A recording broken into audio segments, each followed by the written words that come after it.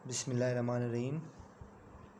आज का हमारा लेक्चर विटामिन के बारे में है। विटामिन हमारे पास इसका हम डेफिनेशन करेंगे।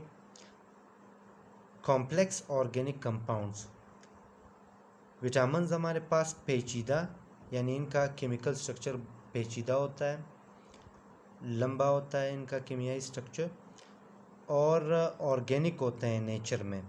ऑर्गेनिक मीन्स कार्बन के बने होते हैं। अब विटामिन्स हमारे बॉडी में क्या काम करते हैं? विटामिन हम क्यों डाइटरी सोर्स से खुराक के ज़रिए अपने बॉडी को देते हैं? एक तो विटामिन का सबसे इम्पोर्टेंट काम यह है कि for normal body growth, normal जो भी बॉडी के पार्ट्स हैं, मसल्स हैं, बोन्स हैं, टिश्यूज़ हैं, इन सब के नॉर्मल ग्रोथ के लिए विटामिन हमें थोड़ा बहुत डाइट के ज़रिए लाजमी लेना चाहिए। और दूसरा है हमारे पास फॉर मेटाबॉलिज़्म। अब मेटाबॉलिज़्म मींस जिस्म में जितने भी केमियाई प्रोसेसेस होते हैं, तोड़ फोड़ का प्रोसेस होता है, मुख्तलिफ़ किस्म के खुराक न्यूट्रिशन जो हम लेते हैं, कार्बोहाइड्रेट्स हैं, प्रोटीन्स हैं, हार्मोन्स हैं, इनका जिस्म में चेंज हो जाना, मॉडिफाई हो जाना, तोड़ फोड़ टूट जाना, ये सारा प्रोसीजर या सारे अवामिल जो हैं मेटाबॉलिज़्म कहलाता है। तो मेटाबॉलिज़्म के लिए भी हमारे पास विटामिन की थोड़ी बहुत अमाउंट हमें डाइट के ज़रिए चाहिए। अब विटामिन के क्लासिफिकेशन की तरफ आते हैं। विटामिन को हम क्लासिफाई करते हैं on the basis of solubility, कि ये सॉल्युबल है कौन से मीडियम में। अगर विटामिन्स सॉल्युबल हों वाटर में, लिक्विड मीडियम में, तो उसे हम वाटर सॉल्युबल विटामिन्स बोलते हैं। इसमें हमारे पास दो किस्म के विटामिन्स आते हैं, बी कॉम्प्लेक्सेस और विटामिन सी। बी कॉम्प्लेक्सेस में हमारे पास B1, B2, B3, B5, B6, B7, B9, B12 ये विटामिन्स आते हैं। और फेट सॉल्युबल विटामिन्स में जो ऐसे विटामिन्स जो फेट्स में या लिपिड्स में सॉल्युबल होते हैं, पानी में सॉल्युबल नहीं होते। Vitamin A, vitamin D, vitamin E और विटामिन के।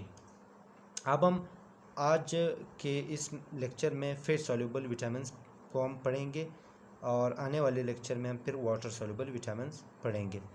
अब फेट सॉल्युबल विटामिन्स की तरफ आते हैं। सबसे पहला विटामिन ए, इसको हम रेटिनोल भी बोलते हैं, रेटिनोविक एसिड भी बोलते हैं और रेटिनल भी बोलते हैं। ये बायोकेमिस्ट्री में विटामिन ए के नाम है। सोर्सेज यानी कौन कौन से डाइट से हम विटामिन ए हासिल कर सकते हैं? Liver, kidney, egg York, milk, butter, fish, ये सारे खुराक के वो ज़रिए हैं या सोर्सेज हैं या डाइट के वो हिस्से हैं जिसे खाने से हम विटामिन ए हासिल कर सकते हैं। विटामिन ए का नॉर्मल फंक्शन बॉडी में क्या होता है? विज़न, जो भी आई के या आंख के जो कॉन सेल्स हैं और रॉड सेल्स हैं, उनको विज़न या देखने का जो अमल है उसमें हेल्प करता है। Proper growth of the body, दूसरा काम विटामिन ए का है कि प्रॉपर ग्रोथ, जिस्म का सही तरीके से ग्रोथ, उसमें भी इसका हाथ होता है या इसका रोल होता है। अब विटामिन ए अगर डिफिशेंट हो जाए, जिस्म में इसकी डेफिशिएंसी हो जाए, कमी हो जाए, तो इसकी वजह से हमारे पास नाइक्टोलोपिया होता है। नाइक्टोलोपिया मींस नाइट ब्लाइंडनेस, रात के वक्त दिखाई नहीं देता। ये हमारे पास इसका डिसएडवांटेज है या इसकी डेफिशिएंसी की वजह से ये होता है। अब आते हैं हमारे पास विटामिन डी, दूसरा फेट सॉल्युबल विटामिन है। इसे सनशाइन विटामिन कहते हैं। इसके 3 अक़साम हैं या 3 अशकाल में, शक्लों में ये आता है। D1 कैल्सिफेरोल उसे बोलते हैं, D2 Ergo calciferol, D3 Koli calciferol. ये हमारे पास तीनों विटामिन डी की शक्लें हैं या हम इसे आइसोमर्स बोल सकते हैं। सोर्सेज एग यॉक है, fatty fish liver oil, skin exposure to sunlight. ये सनशाइन विटामिन इसलिए बोलते हैं कि सन की तपिश से या सन की शुआओं से हमारे स्किन में सन की हेल्प की मदद से या सन के हेल्प से ये विटामिन हमारे जिस्म में, स्किन में तैयार होता है।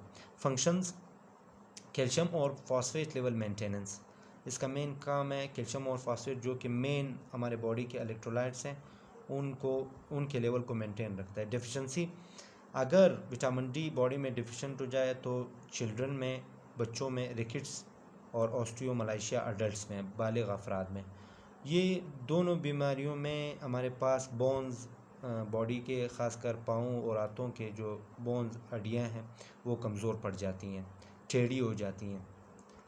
विटामिन ई नेक्स्ट विटामिन है, टोकोफेरोल बोलते हैं, एंटी स्टेरिलिटी विटामिन बोलते हैं, यानी बांझपन के ख़िलाफ़ विटामिन।